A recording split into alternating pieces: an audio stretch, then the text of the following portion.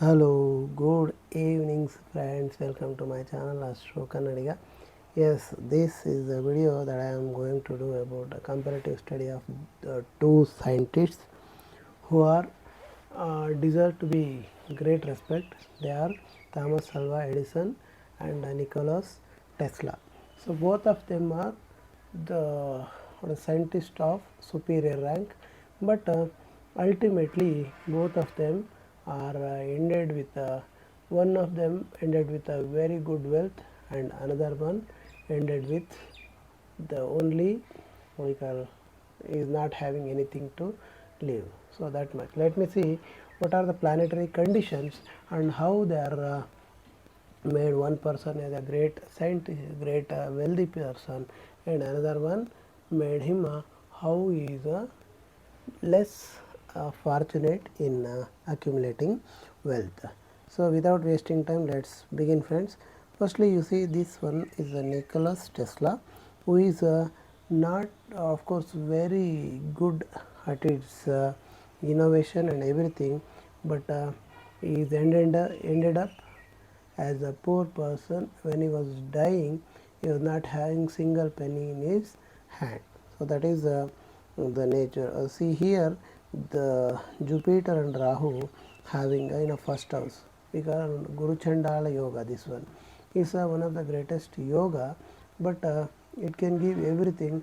In the same way, it can wash away everything. You can think this one is the highest yoga itself, but sometimes it act adversely as well. And for the wealth perspective of view, we have to see the second house, and the second house whether it's good state or it is negative state. That is the first thing. And the next important thing is whether this what we call the lord of this house is in a good house or not. So that is what the difference. You see, second house is whether it's receiving the aspect of any malefic planet means yes, of course. You see, Mars is receiving the aspect of Mars is a negative planet. So and again here Mars is aspecting his own house. That's okay. But in his lifetime he earned millions of him. But when when he was old, he is unable to, so he was not having anything to that end. So that's why here second lord is giving his aspect to second house itself. But a fortune thing, what is now, this Mars is not placed in a very good place. You see, Mars is sitting in the Mercury house. You know, Mercury is the enemy of the Mars. For that reason, it is considered as inauspicious. Moreover, from the second house, seventh house is considered as the sixth. So from its house, it is sitting in the sixth house. So that is also indicate that he is going to lose wealth in his lifetime. You see, second lord there in the seventh house is nothing but from his house is there in the sixth. So here money management will be very difficult for them who are there, the second lord there in the seventh house, because from the second seventh is considered as sixth, so it is not a very good house too. So next whatever it is, but here Mercury Mars is also strong enough, means that means to say he might be placed in his own house or friend house, means that could be better. But here Mars is sitting in the enemy house, that is Mercury house, so that is the negative impact of it we can see. So moreover, here you see the what we call second house is empty. Here the Jupiter and Rahu is sitting in the first house, where second house is empty. But even though it's empty, it is not, lord of the second house is not placed properly. So that is what a problem. And let me come to this chart. This is Thomas Alva Edison's chart. You see, Thomas Alva Edison is he is Scorpio ascendant, and second house is occupied by ninth lord. See, the what you call yoga car, that moon is the ninth lord, and here the first lord himself, that is first lord is the most auspicious planet in the what you call in the reading of natal chart. So here first and what you call ninth lord is sitting in the second house, that too Kendra Trikona Yoga or Lakshmi Narayana Yoga forming in the second house. So this is because of this. Even the Jupiter, see, no negative influences are there for it. You see, there is no Saturn aspecting, even there is no Mars aspecting. So here nobody negative planets are aspecting. See, that is why this Thomas Alva Edison, he got greatest wealth. When he was dying, he was one among the 400 billionaires there all around the world. So that is the difference. You see here, yes, only second house can be termed as a money which can be saved for the future use. For that reason, we have to see second house, where money houses also, that comes to the 10th house and 11th house. Even 6th house is also considered as a money house, where 6th house is Ketu is very good at 6th, 8th and 12th. That is why it is good. Where the 10th, the 10th lord is, yes, of course, 10th lord sitting in the third house, that is the house of communication, so that feels better. And where 11th house, 11th lord is very important here. See, 11th lord Mercury, who is sitting in the, yeah, let me see where Mercury is sitting. You see here, Mercury is sitting in the third house. So that too alone, that is fantastic thing to have. See here, Mercury, from the ascendant point of view, 8th house, that Mercury is the 8th lord, so is coming in the third house, that is Vipreet Rajoga will happen for that.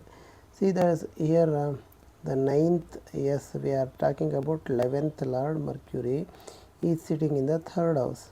So 11th out, whatever the effort which he made, that effort will be fruitful, because the third house is the house of effort, 11th house is the house of gain. So because of his effort, he will going to win. See here, 8th house is the research. So in the research work, what you call, in the efforts, the success is there. That's why he made a lot of success. Where in this chart we can see, yes, is a 10th is a Jupiter. Jupiter 10th lord is sitting in the first house, that's okay with it. And come to the 11th lord. 11th lord Saturn is sitting in the 4th house, along with very dead enemy Sun. Very dead enemy Sun. So that is why the Sun and Saturn, the Sun is, Saturn is afflicted with the help of Sun. That is why it is highly difficult for it to give the proper results, even though the 11th house, 10th house is aspecting, and even though 10 it's giving that means to say Saturn is a symbol of hard work, so he is giving lot of, he is doing a lot of hard work, but the problem is he cannot what you call, accumulate the money, because of Saturn is with the Sun. Being 11th lord, it is there in the 4th house, but it is not well placed, because it is with the enemy, that is Sun. That is the problem with it. So that is how one person, even though both of them are very good at Nikola Tesla, yes, of course, Thomas Alva Edison, sorry, here we have to see, here Thomas Alva Edison, this one Nikolas Tesla. So both of them are having a year, that means to say here 1856 is the birth, 1847 is this person. That Nikolas Tesla is younger, but his talent is much more wider, and whereas Thomas Alva Edison is also very good at his, so both of them are very good, but ultimately Thomas Alva Edison's luck was very good, where Nikolas Tesla's luck was not in the favorable side. For that reason, Nikolas Tesla, while he was in the deathbed, he was only sparing of $100, where this person around what you call 62 million dollars, sorry, $12 million during that period of time. So that much wealth he was having. So he was there in the list of 400 billionaires in all around the world. So that is how Thomas Alva Edison is literally more luckier than the Nikolas Tesla. So that is my analysis about this natal chart. You see, both of the houses, there should be eighth house involvement should be there in the both of us, because both of them are research oriented. No, let me see. See here, Venus is a eighth lord. See, coming in the fourth house. That means to say fourth house is the learning. So because of that, what you call research that he is doing in the eighth house, he is doing in the 11th house. Right, understood now. So this eighth house, eighth lord coming to fourth house, house of learning.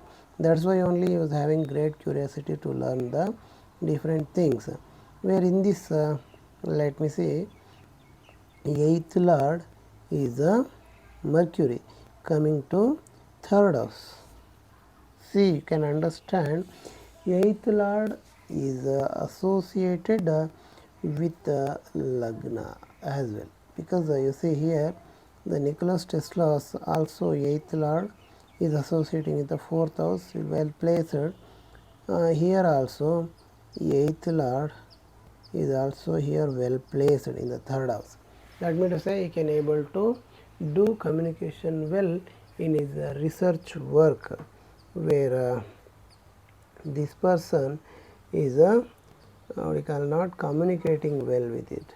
So because eighth house is having eighth and third house owned by this Venus only, is considered as the most malefic planet for this ascendant.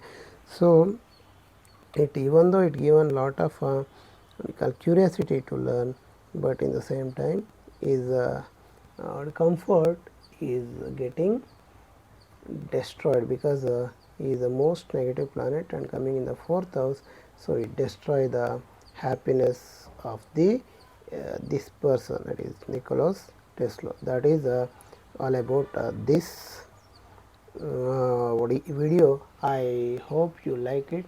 Thank you very much and have a nice day. Thank you.